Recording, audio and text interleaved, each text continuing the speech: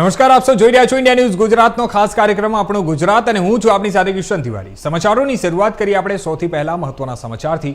વાત કરીએ આપણે સુરતની, તો સુરત મહાનગરપાલિકાની છેલ્લી સામાન્ય સભા યોજાઈ હતી, જેમાં શાસક પક્ષે ભાજપે મહત્વપૂર્ણ નિર્ણય લીધો છે।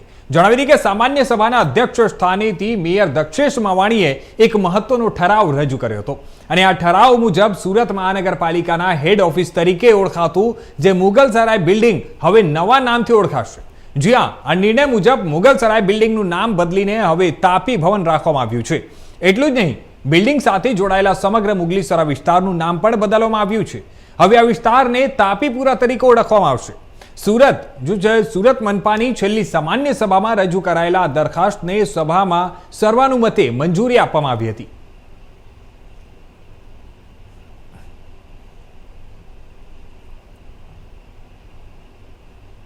હવે સમાચારોમાં આગળ વાત કરીએ આપણે વડોદરાની, તો ગોવર્ધન મઠ પુરીના પૂજ્ય જગતગુરુ શંકરાચાર્ય સ્વામી શ્રી નિશ્ચલાનંદજી સરસ્વતીજીની રાષ્ટ્રોક્ત યાત્રાનું વડોદરામાં આગમન થયું હતું।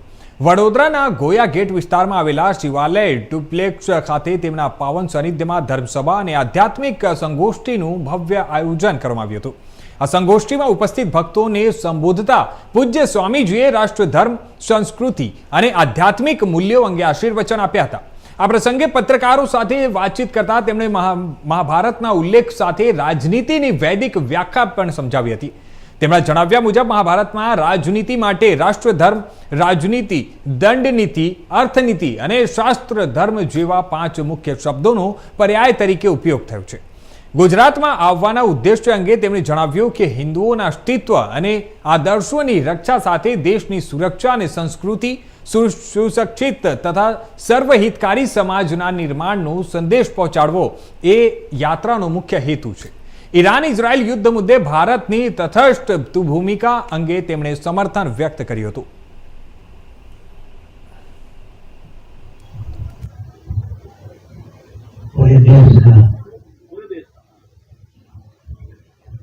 महाभारत में राजनीति के लिए राजधर्म शब्द का प्रयोग हुआ है।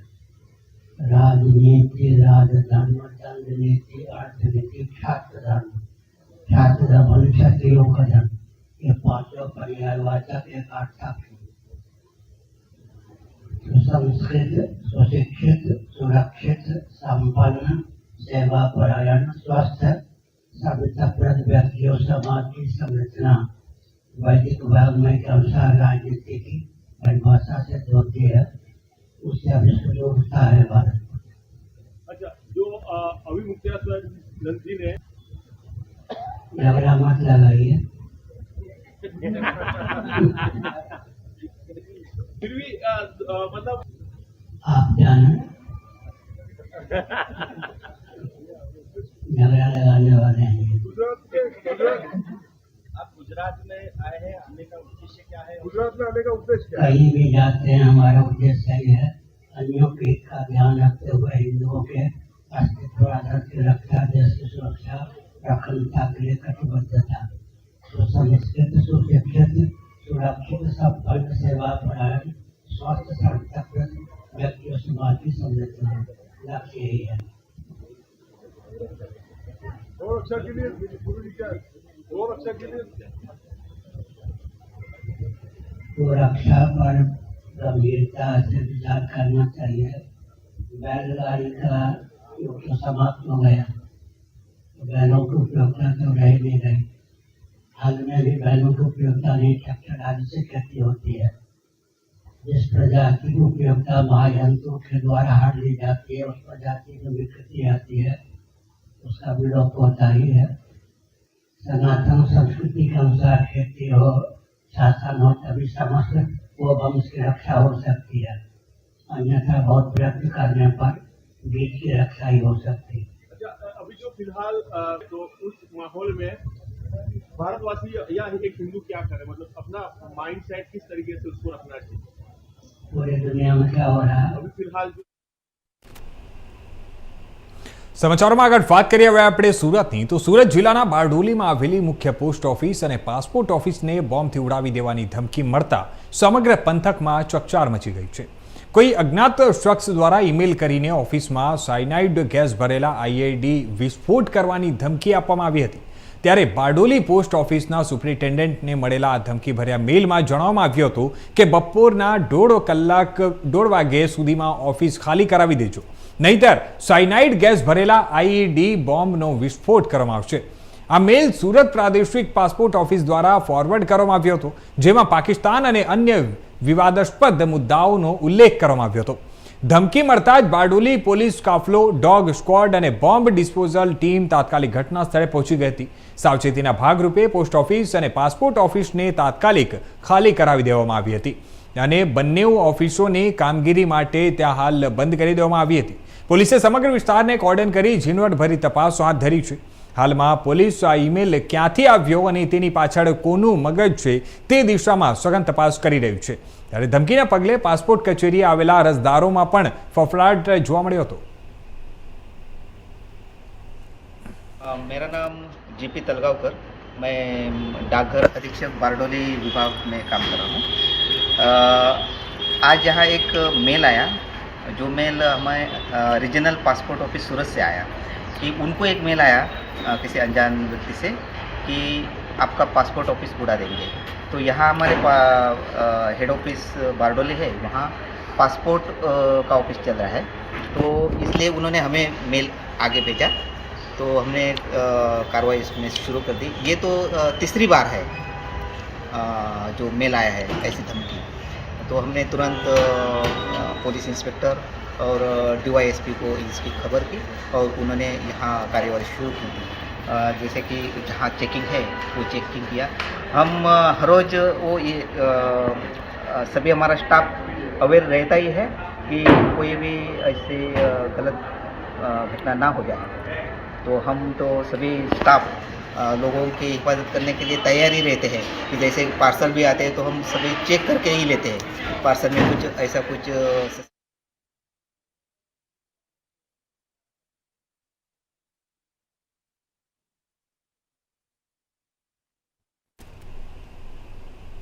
સમાચારોમાં આગળ વાત કરીએ હવે આપણે કપરાડાની. તો કપરાડા તાલુકાના સિલધા ગામના વાગનપાડા ફળિયામાં રસ્તાની બાજુમાં આવેલા એક જ ઝાડમાં અચાનક આગ લાગવાની ઘટના સામે આવી છે. ગામ લોકોએ જણાવ્યા મુજબ ઝાડમાંથી અચાનક ધુમાડો અને જ્વાળા દેખાતા લોકોમાં થોડીવાર માટે ચિંતા ફેલાઈ ગઈ હતી. ઘટના સ્થળે આજુબાજુ અન્ય ઝાડ અથવા ઝાડીઓ ન હોવાના કારણે આગ ફેલાઈ શકી નહોતી અને કોઈ મોટી આગની ઘટના બનતા અટકી ગઈ હતી. ત્યારે સ્થાનિક લોકોએ તાત્કાલિક એકઠા થઈ પાણી નાખીને આગને કાબૂમાં લેવાનો પ્રયાસ કર્યો હતો.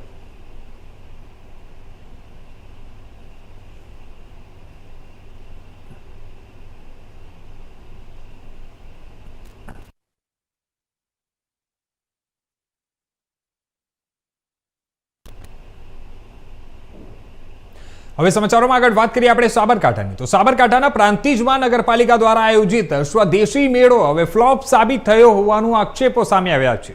જે આપણે વાત કરીએ તો નગરપાલિકાએ સ્વદેશી ચીજ વસ્તુઓના પ્રચાર માટે મેળાનું આયોજન કર્યું હતું, પરંતુ સ્થળ પર એકેય વેપારી કે ગ્રાહક જોવા મળ્યો ન હતી.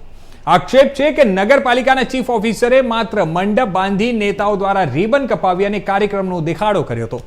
10 લાખ રૂપિયાની ગ્રાન્ટ સામે માત્ર અંદાજે 60,000 રૂપિયાનો મંડપ બાંધી અને સરકારની યોજના અમલમાં છે એવું દર્શાવવામાં આવ્યું હોવાનો આક્ષેપ કરવામાં આવી રહ્યો છે. આ મેળામાં 30 સ્ટોલ અને સ્વદેશી ચીજોના વેચાણની જાહેરાત કરવામાં આવી હતી, પરંતુ વાસ્તવિકતામાં કોઈ વ્યવસ્થા જોવા મળી નથી અને જેના કારણે સરકારી ગ્રાન્ટના ખર્ચ અંગે પણ હવે સવાલો ઊભા થઈ રહ્યા છે.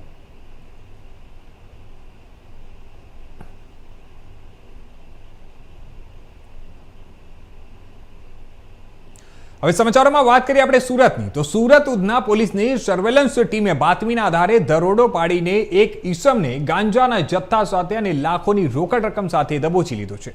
ચોંકાવનારી વાત એ છે કે આરોપી પાન અને બીડીના ગલ્લાની આડમાં આ નશાનું નેટવર્ક ચલાવી રહ્યો હતો. સુરત શહેરમાં માદક દ્રવ્યોની હેરાફેરી અટકાવવા માટે પોલીસ સતત પેટ્રોલિંગમાં હતી અને તે દરમિયાન ઉધના પોલીસને ચોક્કસ બાતમી મળી હતી કે પ્રભુનગર વિસ્તારમાં એક વ્યક્તિ ગાંજાના છૂટક વેચાણ સાથે સંકળાયેલો છે. આ બાતમીના આધારે પોલીસે તાત્કાલિક પ્રભુનગર પ્લોટ નંબર 192 ખાતે વોચ ગોઠવીને દરોડો પાડ્યો હતો. આ કાર્યવાહી દરમિયાન પોલીસને સ્થળ પરથી નશાનો સામાન અને મોટી માત્રામાં રોકડ રકમ પણ મળી આવ્યા હતા અને પોલીસ પણ ચોંકી ઉઠી હતી. આ પોલીસ તપાસમાં બહાર આવ્યું છે કે પકડાયેલો આરોપી પોતાની રોજગારીના નામે પાન બીડીનો ગલ્લો ચલાવતો હતો. સામાન્ય ગ્રાહકોની ભીડ વચ્ચે તે નશાના બંધાણીઓનો ને ચૂપકેથી ગાંજો સપ્લાય કરતો હતો. રહેણાંક વિસ્તારમાં પાનના ગલ્લાની આડમાં ચાલતા ગોરખ ધંધાના કારણે સ્થાનિક યુવાધન નશાના રવાડે ચડી રહ્યો હોવાની આશંકા સેવાઈ રહી છે. પોલીસે આરોપી પાસેથી 148 ગ્રામ ગાંજો કબજે કર્યો છે, જેની બજાર કિંમત આશરે 1400 રૂપિયા જેટલી થાય છે. દરોડા દરમિયાન માત્ર નશીલો પદાર્થ જ નહીં પરંતુ મોટા પ્રમાણમાં રોકડ રકમ પણ મળી આવી છે. પોલીસે સ્થળ પરથી કુલ 6,56,350 રૂપિયાનું રોકડ જપ્ત કર્યું છે. માનવામાં આવી રહ્યું છે કે આ રકમ ગાંજાના વેચાણ દ્વારા જ એકઠી કરવામાં આવી હતી.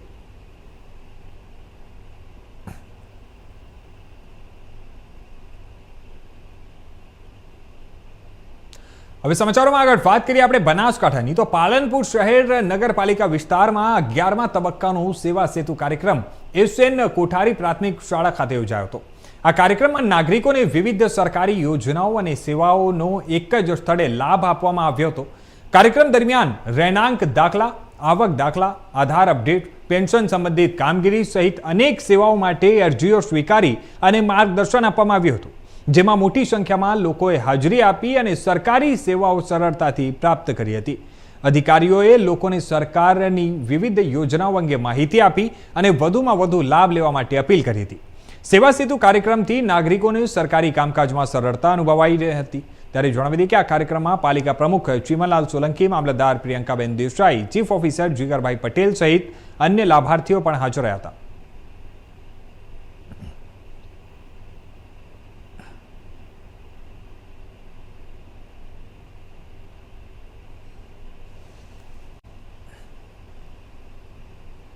રોજ તારીખ 10/3/2026ના રોજ 11મા તબક્કાનો પ્રથમ સેવા સેતુ કાર્યક્રમ પાલનપુર શહેરનો એસએન કોઠારી પ્રાથમિક શાળામાં યોજાયો, જેમાં 28 વિભાગની વિવિધ સેવાઓનો લાભ લેવા શહેરીજનો હાજર રહ્યા છે. પાલનપુર શહેરના શહેરી વિસ્તારનો 11મા તબક્કાનો સેવા સેતુ કાર્યક્રમ તાલુકા વહીવટીતંત્ર દ્વારા આજે અહીંયા યોજવામાં આવેલો હતો. તમામ વોર્ડ નંબર 1-7 ના લોકોને મારી વિનંતી છે કે શ્રી એસએન કોઠારી શાળામાં આવીને આ 11મા તબક્કાના સેવા સેતુ કાર્યક્રમના વિવિધ યોજનાનો લાભ લેવા માટે મારી ખાસ વિનંતી છે.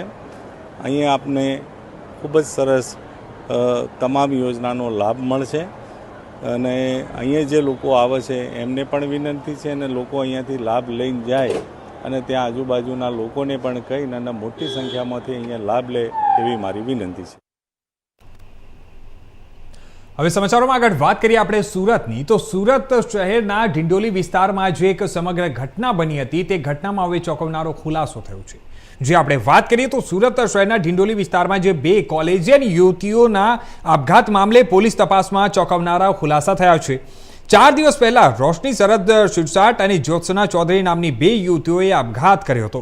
પોલીસની પ્રાથમિક તપાસ દરમિયાન બંને યુવતીઓના મોબાઈલમાંથી મહત્વના ડિજિટલ પુરાવા પણ મળી આવ્યા છે. ત્યારે હવે આ તપાસમાં સામે આવ્યું છે કે બંને યુવતીઓનું પોતાના પ્રેમીઓ સાથે આશરે 15 દિવસના અંતરે બ્રેકઅપ થયું હતું. આ ઘટનાથી વ્યથિત થઈ બંને યુવતીઓએ આપઘાતનો વિચાર કર્યો હતો. તપાસ દરમિયાન જાણવા મળ્યું છે કે બંને યુવતીઓએ આપઘાત કેવી રીતે કરવી તે અંગે માહિતી મેળવવા માટે AI ટૂલ ChatGPTનો ઉપયોગ કરી સર્ચ કર્યું હતું. તેમણે એનેસ્થેસિયાના ઓવરડોઝથી મૃત્યુ કેવી રીતે થઈ શકે અને કેટલી માત્રામાં દવા લેવાથી જોખમ ઊભું થઈ શકે તેની માહિતી પણ શોધી હતી. પોલીસના જણાવ્યા મુજબ મળેલા ડિજિટલ પુરાવાના આધારે બંને યુવતીઓએ ઇન્જેક્શન લઈ આપઘાત કર્યો હોવાની આશંકા વ્યક્ત કરવામાં આવી રહી છે. આ સમગ્ર મામલે પોલીસ વધુ તપાસ કરી રહી છે અને આ ઘટના સામે આવતા જ સોશિયલ મીડિયા પર પણ ભારે ચર્ચાઓ શરૂ થઈ છે. ઇલોન મસ્કે પણ પોતાના પ્લેટફોર્મ એક્સ ઉપર આ સમાચાર પર પ્રતિક્રિયા આપતા લખ્યું છે કે આ આઘાતજનક અથવા તો ભયાનક ઘટના છે અને આ ઘટનાએ AI ટેકનોલોજીના ઉપયોગ અને યુવાનોમાં માનસિક આરોગ્ય અંગે ફરી એકવાર ગંભીર ચર્ચાઓ જગાવી છે. આ જે તાજેતરની ઘટના બની છે કે જેમાં 2 યંગ વિદ્યાર્થિનીઓના અપમૃત્યુ થયા છે અને એમણે સાથે એનેસ્થેશિયાનું ઓવરડોઝ ઇન્જેક્શન લઈને આત્મહત્યા કરી.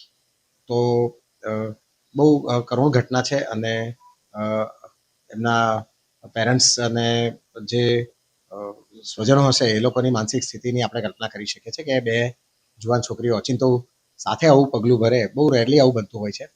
આપણે જોઈએ છીએ કે વર્ષો પહેલાં સિંગલ લોકો સુસાઇડ કરતા હતા. પહેલાં તો વૃદ્ધો જ કરતા, પછી યંગસ્ટર્સ કરવા માંડ્યા, પછી મહિલાઓ વધારે કરવા માંડી, પછી જુવાન છોકરાઓ કરતા થયા, પછી પારિવારિક સુસાઇડ, એક્સટેન્ડેડ સુસાઇડ જેને કહીએ છીએ, સમૂહ આત્મહત્યા થવા માંડી કે એક પુરુષ ને સ્ત્રી આત્મહત્યા કરે, સાથે બાળકોને પણ સાથે આત્મહત્યામાં જોતરી દે. તો આ બધા પછી હવેનો આ એક ટ્રેન્ડ કેવો થયો છે કે 2 યુવાન છોકરીઓ એક સાથે સુસાઇડ કરે. અલબત્ત એ બંને એકબીજા સાથે બહુ જ ઇમોશનલી જોડાયેલી હતી એવા એમના જે ચેટ મળ્યા છે એમાંથી એકબીજા સાથે બહુ ઇમોશનલી કનેક્ટેડ હતી એ લોકો બંને. પણ જે માહિતી આવી છે એ જો સાચી હોય તો તેઓ બંને બ્રેકઅપ પછીનો આ સુસાઇડ છે. એટલે કે માનસિક શોક અને આઘાતની સિચ્યુએશનમાં, અને કમનસીબે બંનેના જીવનમાં એક પ્રેમ પ્રસંગ નું તૂટવું થયું, એક સાથે નજીકના ગાળામાં તૂટવું થયું અને એ બંને પોતે વ્યથિત હતી, પીડિત હતી અને એ પીડામાં એમણે પોતાના જીવનને હોમી દીધું. આપણને નવાઈ એ લાગે છે કે આજની જનરેશન જે છે ઝી ને આલ્ફા, તો જેનઝી ને આલ્ફા તો હવે ઉલટું બહુ ઝડપથી મૂવ ઓન થઈ જાય છે. છેલ્લા કેટલાક અભ્યાસો તો એવું કહે છે કે છોકરાઓ કરતાં છોકરીઓ જલ્દી મૂવ ઓન થાય છે અને જેનઝીમાં 1-2 કે 2-3 બ્રેકઅપ ને તો એ લોકો ગણતા જ નથી. છોકરા છોકરીઓ આરામથી બ્રેકઅપ પાર્ટીઓ થતી હોય છે, તો લોકોને તો આ એટલું બધું સિરિયસ લાગતું જ નથી. તેવામાં જ્યારે 2 છોકરીઓ સુસાઇડ કરે ને તો એ વખતે થોડુંક ચિંતાનું કારણ બને છે.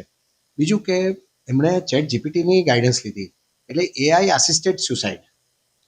આપણે ત્યાં હજુ આ ડોક્યુમેન્ટ થયેલું કદાચ પહેલો કિસ્સો કે જેમાં આપણને આપણા સમાજમાં, આપણા કલ્ચરમાં એઆઈનો આસિસ્ટન્સ લઈને સુસાઇડ કર્યો. એમણે એઆઈને પૂછપરછ કરી છે, એઆઈ પાસે ગાઈડલાઇન્સ લીધી છે. ઇન્જેક્શનમાં ભૂતકાળમાં પણ કોઈ ન્યૂઝપેપરના કટિંગ એમની પાસેથી મળી આવ્યા છે જેમાં કોઈક નર્સે સુસાઇડ કરેલો, તો એમાં કઈ મેથડ વાપરેલી, કયું ઇન્જેક્શન વાપરેલું, એ બધું એમણે એટલે ટૂંકમાં ભેગું કર્યું, બધું મટીરિયલ સર્ચ કર્યું. અલબત્ત દરેક સુસાઇડ કરનાર વ્યક્તિ ક્યાંકથી તો મટીરિયલ કલેક્ટ કરે જ છે. ભૂતકાળમાં લોકોએ પંખા પર લટકવાની રીતો શોધી છે, બજારમાં મળતી જીવલેણ દવાઓ માટે શોધખોળ કરી છે. પણ એ પહેલાં કેવું હતું કે શોધખોળ કરવી થોડું અઘરું હતું.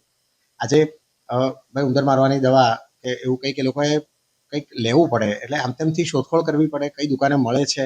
હવે એઆઈ આવ્યા પછી આ વસ્તુ વધારે સિરિયસ થઈ ગઈ છે, કારણ કે એઆઈ પર બધું જ, અને એઆઈ તમને આખી મેથડ સમજાવે છે, બહુ ઝડપથી તમને ગાઈડ કરે છે અને એને પરિણામે આવું દુષ્પરિણામ આવી શકે છે. તો ટૂલ જેટલા વધે છે, અમેરિકામાં જોઈએ છે આપણે કે ફાયરિંગના, સામૂહિક મર્ડરના, સામૂહિક આત્મહત્યાના કિસ્સાઓ એટલા માટે વધ્યા છે કે એ લોકો પાસે ફાયર વેપન અવેલેબલ છે, લાઇસન્સ રિવોલ્વરનું તરત મળી જાય છે. તો એને કારણે પણ આ વસ્તુમાં વધારો થાય છે. આપણે ત્યાં નદી પર ફેન્સિંગ એટલા માટે કર્યું છે કે તરત કૂદી ન શકાય. તો આપણે એના ટૂલ્સ જે છે તે બધા બ્લોક કરી રહ્યા છે. પણ હવે એઆઈને કેવી રીતે બ્લોક કરવું? એઆઈ વસ્તુ કોઈ કે એક વ્યક્તિએ બનાવેલી પણ નથી. એઆઈ પર હજારો લોકોએ આ રીતે કર્યું હશે, સર્ચ કર્યું હશે અને પોતપોતાના રિઝલ્ટ મૂક્યા છે. કમનસીબે એવી બધી ખુફિયા ડીપ વેબસાઇટો એવી બધી છે કે જે લોકો આવું બધું મટીરિયલ મૂક્યા કરે છે, અને કોઈક ને કોઈક રીતે કોરિયન ને બધી વેબસાઇટો છે કે જેમાં યંગસ્ટર્સને આ રીતે હતોત્સાહ માં નાખી દેવાય છે અને એ લોકોને આવું દુષ્પ્રેરિત પણ કરાય છે. આ વસ્તુ કોઈ ગેમના પરિણામે નથી, પણ એક જીવનનો આઘાતજનક પ્રસંગ. તો આપણને અઘરું હવે એ લાગવાનું છે, આવનાર પીરિયડ વધારે ખરાબ આવવાનો છે કે અઘરા પીરિયડ તો દરેકના જીવનમાં આવવાનું છે. આજે કઈ છોકરી છાતી ઠોકીને એવું કહી શકે કે મને એક પણ બ્રેકઅપ થયો જ નથી? એવું તો મોટે ભાગે 70-80% છોકરીઓને બ્રેકઅપ થયા છે અને અડધો છોકરીઓને એકથી વધારે વાર બ્રેકઅપ થયા છે. અને છોકરીઓ શું કામ, છોકરાઓને બી એનાથી વધારે બ્રેકઅપ થતા હોય છે. તો હવે બ્રેકઅપમાં જો લોકો આ રીતે એઆઈ પાસે સીધું જ જીવન હોમી દેવાનું જો એ લે, તો આપણને આપણી બ્રેકેબિલિટી જે છે, આપણે ફ્રેજાઇલનેસ જે છે, એની પર આપણને એક પ્રકારનો વ્યાજબી ડર ઊભો થાય છે. અમારા સાયકેટ્રીની પ્રેક્ટિસમાં પણ મોટેભાગના ડિપ્રેસ ને એન્સિયસ ને તકલીફવાળા લોકો પહેલાં ચેટ જીપીટીની સલાહ તો લઈને જ આવે છે. આજના યંગસ્ટર્સને તો એવી ટેવ પડી ગઈ છે કે આપણે આપણા મમ્મી પપ્પા સાથે વાત કરીએ, આપણા ભાઈને કે ફ્રેન્ડને ફોન કરીએ, એવી રીતે એ લોકો ફટ બધું એઆઈ પર લઈ લે છે. તો એઆઈની ડેન્જરસનેસ જે છે તે આપણે સમજવી પડશે, એઆઈ ટૂલની મર્યાદાઓ સમજવી પડશે, અને એઆઈને વાપરવાની ટેકનિકલ રીતો તો ખરું જ, પણ એઆઈની જે ફિલોસોફી છે, એઆઈમાંથી કઈ વસ્તુ નહીં લેવાય એ શીખવાના દિવસો આવી ગયા છે. હવે સમાચારોમાં આગળ વાત કરીએ આપણે વડોદરાની તો MSU એક્સપેરિમેન્ટલ સ્કૂલ નજીક ખાલી જગ્યામાં આગ લાગવાની ઘટના બની હતી. વિક્ટોઝના કર્મચારીઓની તત્પરતાથી મોટી દુર્ઘટના ટળી. MSU યુનિવર્સિટીની એક્સપેરિમેન્ટલ સ્કૂલ નજીક આવેલી ખાલી પડેલી જગ્યામાં અચાનક આગ લાગવાની ઘટના સામે આવી હતી. આગ યુનિવર્સિટીની દિવાલ પાસે લાગી હતી અને નજીકમાં જ MGVCLનું ટ્રાન્સફોર્મર આવેલું હોવાથી થોડીવાર માટે ચિંતા વધી ગઈ હતી. આગ લાગ્યા બાદ બાજુમાં આવેલી વિટકોસના કર્મચારીઓએ તાત્કાલિક પાણીનો ફુવારો મારી આગને કાબૂમાં લીધો હતો. સમયસર કરવામાં આવેલા પ્રયાસોના કારણે મોટી દુર્ઘટના ટળી હોવાનું જાણવામાં આવી રહ્યું છે. ત્યારે ઉલ્લેખનીય છે કે ઘટના સ્થળની બાજુમાં જ એક્સપેરિમેન્ટલ સ્કૂલ આવેલી છે અને તે સમયે સ્કૂલના ગાર્ડનમાં નાના વિદ્યાર્થીઓ રમી રહ્યા હતા અને જો આગ ટ્રાન્સફોર્મર સુધી પહોંચી હોત તો મોટી દુર્ઘટના સર્જાઈ શકતી હતી. હાલમાં આગ કેવી રીતે લાગી તે અંગે કોઈ સ્પષ્ટ માહિતી સામે આવી નથી. જોકે સમયસર લેવાયેલા પગલાંના કારણે સંભવિત મોટી ઘટના ટળી હતી.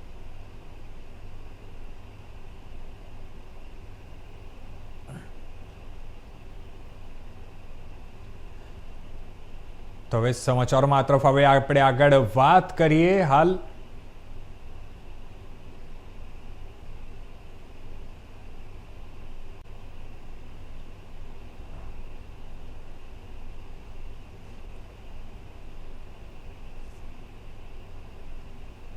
ટ્રાન્સફોર્મર નજીક આગ લાગતા જોખમ ઊભી થઈ હતી. જણાવી દઈએ, વડોદરામાં એક મોટી દુર્ઘટના જે થવાની શક્યતા હતી, પરંતુ ત્યાં નજીકના જે લોકો હતા તે લોકોના તત્પરતાના કારણે ત્યાં આ પ્રકારની મોટી દુર્ઘટના ટળી છે. હવે સમાચારોમાં આ તરફ આપણે આગળ વાત કરીએ ગાંધીનગરની તો ખાડી દેશોમાં ચાલી રહેલા તણાવ અને યુદ્ધ જેવી પરિસ્થિતિ વચ્ચે ગુજરાત પર તેની સંભવિત અસર અંગે ઉર્જા મંત્રી ઋષિકેશ પટેલે મહત્વપૂર્ણ નિવેદન આપ્યું છે. તેમણે જણાવ્યું કે ગલ્ફ દેશોમાં સર્જાયેલી સ્થિતિના કારણે હોર્મુઝની ત્યાં ખાડી મારફતે થતું ગેસનું પરિવહન ખોરવાયું છે. ગુજરાત ગેસ સમગ્ર ત્યાં દેશભરમાં ગેસ વિતરણનું સૌથી મોટું નેટવર્ક ધરાવે છે અને દેશના કુલ ગેસ વિતરણમાં આશરે 20% હિસ્સો ધરાવે છે. યુદ્ધની પરિસ્થિતિ વચ્ચે પણ રાજ્ય સરકારે મોંઘા ભાવે 2 નવા ગેસ શિપમેન્ટ ફાઇનલ કર્યો છે, જે 20 અને 24 માર્ચ આસપાસ ગુજરાત પહોંચવાની સંભાવના છે. ત્રીજા શિપમેન્ટ માટે પણ વાતચીત ચાલુ હોવાની મંત્રીએ જણાવ્યું છે. સાથે જ રાજ્યમાં પાઇપલાઇન ગેસ તેમજ સિલિન્ડર ગેસના પુરવઠામાં કોઈ પણ અછત નહીં સર્જાય તેવી ખાતરી આપી છે. વધુમાં ગેસની અછતનો કોઈ પણ ગેરફાયદો ન ઉઠાવી શકે તે માટે રાજ્યમાં હવે એસેન્શિયલ સર્વિસ એક્ટ પણ લાગુ કરવામાં આવ્યો હોવાનું તેમણે જણાવ્યું છે. અત્યારે જે ગલ્ફ કન્ટ્રીઝ એટલે ખાડીના દેશોમાં જે યુદ્ધની પરિસ્થિતિ છે, ઈરાન, ઇઝરાયલ, અમેરિકા અને ખાડીના દેશો વચ્ચે જે યુદ્ધની તણાવભરી જે પરિસ્થિતિ છે, એ પરિસ્થિતિમાં જે હોર્મુઝની ખાડી દ્વારા મોટાભાગે ગેસનું ત્યાંથી પરિવહન થતું હતું, શિપમેન્ટ્સ અને કાર્ગો એ માર્ગ ઉપર આવતા હતા અને આપણા પણ ત્યાંની જે કંપનીઓ સાથે જે એગ્રીમેન્ટ થતા હતા, પરંતુ અત્યારે પરિસ્થિતિમાં ત્યાંથી પસાર થઈ શકે એવું નથી. ગુજરાત ગેસ એ સમગ્ર દેશની અંદર ગેસનું સૌથી મોટું નેટવર્ક ધરાવતું આપણું રાજ્ય છે. આખા દેશમાં લગભગ ગેસનું વિતરણ કરતી હોય એવી આ ગુજરાત ગેસ કેવળ ને કેવળ દેશની અંદર 20% હિસ્સો ધરાવે છે. પાઇપલાઇન દ્વારા આપણે ઇન્ડસ્ટ્રીને આપીએ છીએ, પાઇપલાઇન દ્વારા ઘર સુધી આપણે આ ગેસ પહોંચાડીએ છીએ. રાજ્ય સરકારે અને ઉર્જા વિભાગ દ્વારા ગુજરાત ગેસ દ્વારા 2 થી 3 શિપમેન્ટ, અત્યારે 2 શિપમેન્ટ ફાઇનલ થયા છે. ત્રીજા શિપમેન્ટની પણ વાત ચાલી રહી છે. મોંઘો ભાવ પડ્યો છે, વધારે ભાવ પડ્યો છે, અને છતાં પણ પ્રજાને હાલાકી ન પડે એના માટે આ બંને શિપમેન્ટ આપણે બુક કર્યા છે. એક લગભગ 20 માર્ચની આજુબાજુ આવશે, એક 24 માર્ચની આજુબાજુ આવશે અને ક્રમશઃ. તો આ હતા અત્યાર સુધીના મુખ્ય સમાચારો. વધુ સમાચારો માટે જોતા રહેજો ઇન્ડિયા ન્યૂઝ ગુજરાત.